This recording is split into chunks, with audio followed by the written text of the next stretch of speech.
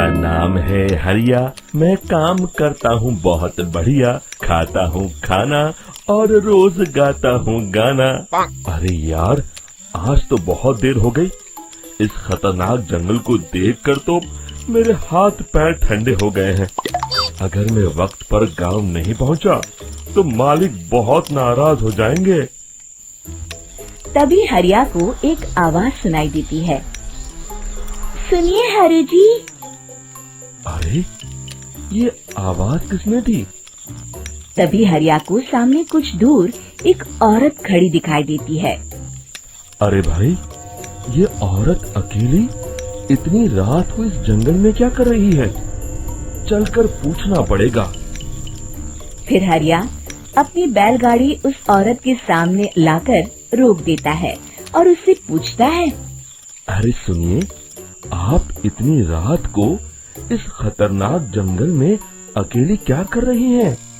तभी वो औरत मीठी आवाज में कहती है, अरे हरु जी, आप आ गए।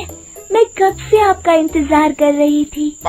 वैसे तो यहाँ से काफी लोग गुजर चुके हैं, लेकिन मैं खास आपका इंतजार कर रही थी। अच्छा, तुम सच कह रही हो? मुझे तो यकीन नहीं हो रहा है। वो क्या है ना, आज तक किसी ने मुझसे इतने प्यार से बात नहीं की।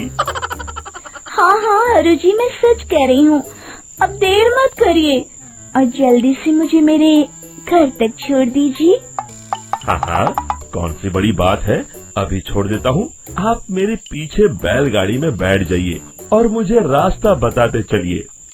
फिर वो औरत हरिया की बैलगाड़ी में बैठ जाती है और हरिया बैलगाड़ी हाँकता हुआ आगे चल पड़ता है। फिर उस औरत के बताए हुए रास्ते पर चलते चलते हरिया बैलगाड़ी लेकर एक काली गुफा के आगे आकर रुक जाता है। हरिया उस औरत से पूछता है, हाँ देवी जी, आपका घर कहाँ है? यहाँ तो एक गुफा के अलावा और कुछ नहीं है। तभी अचानक वो औरत हवा में उड़ने लगती है। देखते ही देखते उसका सुंदर रूप एक डरावनी चुड़ैल में बदल जाता है और वो जोर जोर से हंसती है।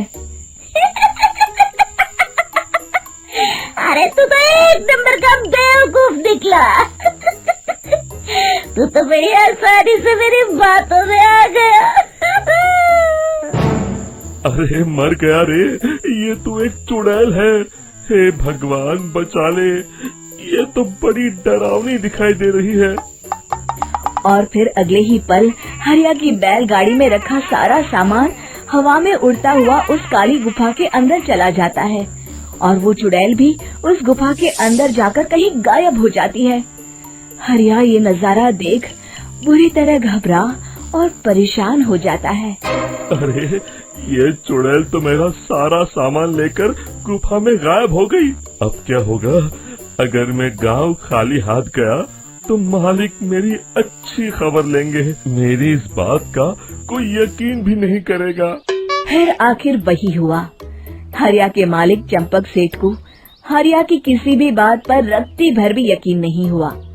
चंपक सेठ को लगा हरिया झूठ बोल रहा है और उसने ही लालच में आकर सारा सामान हड़प कर लिया है। फिर हरिया को बेईमान समझकर चंपक सेठ उसे काम से निकाल देता है।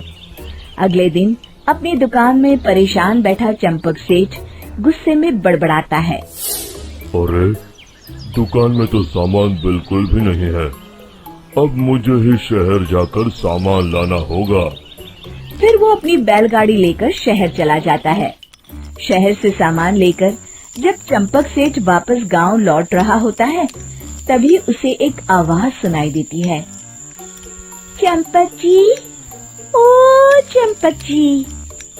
अरे, ये तो कोई मेरा नाम लेकर मुझे पुकार रहा है। फिर उस रास्ते में वही औरत खड़ी दिखाई देती है।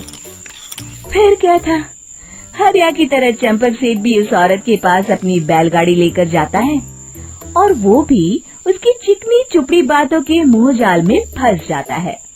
फिर चुड़ैल उसे भी अपनी गुफा तक ले जाती है और उसका सारा सामान लेकर गुफा में गायब हो जाती है। बेचारा चंपक सेठ लाचार होकर खाली हाथ गांव लौट आता है। फिर ये उस जंगल में रोज की बात हो जाती है। जो कोई भी शहर से कुछ लेकर गांव की तरफ लौटता, वो चुड़ैल उसे बेवकूफ बनाकर उसका सारा सामान लेकर गुफा में गायब हो जाती। एक दिन हरिया एक लकड़हारे को उसी जंगल की तरफ जाते हुए देखता है। फिर हरिया उसे रोकते हुए कहता है, अरे भाई, क्यों अपनी मौत को दावत दे रहे हो? मेरी बात मानो, आगे जंगल में मत जाओ, वहाँ एक बड़ी भयानक चुड़ैल रहती है। लकड़हारा हरिया की बातों को नजरअंदाज करते हुए कहता है, अरे भाई, मुझे पहले ही बहुत देर हो चुकी है, मुझे जाने दो भाई। शाम तक लकड़ियाँ काट कर शहर के बाजार में बेचना है। तुम अपनी ये कहानी किसी फुर्सत में बैठे इंसान को सुनाओ, मैं तो चला। इतना कहकर लकड़हारा वहाँ से आगे जंगल की तरफ चला जाता है।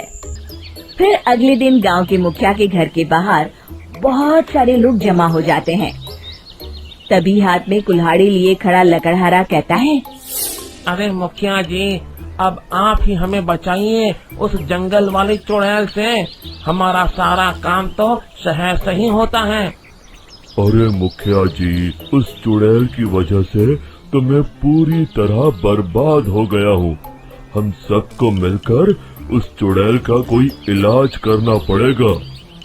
तभी भीड़ में खड़ा वीरा कहता है, आप लोग चिंता मत करिए, कल से वो चुड़ैल किसी को नहीं लूट पाएगी। मेरे पास एक बहुत अच्छी तरकीब है। तभी चंपक सेठ उसका मजाक उड़ाते हुए कहता है, अरे तेरा नाम वीरा है तो क्या हुआ? तूने अभी उस चुड़ैल को देखा नहीं है? जाकर अपना काम कर, बड़ा आया। तब मुखिया जी कहते हैं, नहीं चंपक सेठ, मुझे लगता है हमें इस लड़के को एक मौका देना चाहिए। फिर सभी गांव वाले मुखिया जी की बातों से सहमत हो जाते हैं और वीरा शाम को एक बैलगाड़ी में कुछ सामान लादकर उस जंगल की ओर चल देता है। वीरा, ओ वीरा, कहाँ जा रहा है? तभी वीरा मुड़ के देखता है, वही चुड़ैल एक औरत के रूप में खड़ी है। अरे बहन जी, मैं आपको ही ढूंढ रहा था। देखिए, मैं आपके लिए क्या लाया हूँ। अरे वाह, तो खुद मेरे लिए इतना सामान लाया है। तू ही अकेला गांव में समझदार है। जरा देखो, मैं भी खोल के, बड़े भूख लगी है। जैसे ही चुड़ैल उस सामान पर से कपड़ा हटाती है, एक भगवान शिव की तेज रोशनी उसके अंदर मूर्ति से निकलती है और चुड़ैल अपने असली रूप में आकर जलने लगती है। अरे मैं जल रही हूँ, बचाओ! बचाओ! ओम नमः शिवाय, मर गई मैं! देखते ही देखते वो चुड़ैल राख के साथ उड़ जाती है और सभी गांव वाले भी वहां जाते हैं। शिक्षा बुराई पे सदा अच्छाई की ही जीत होती है।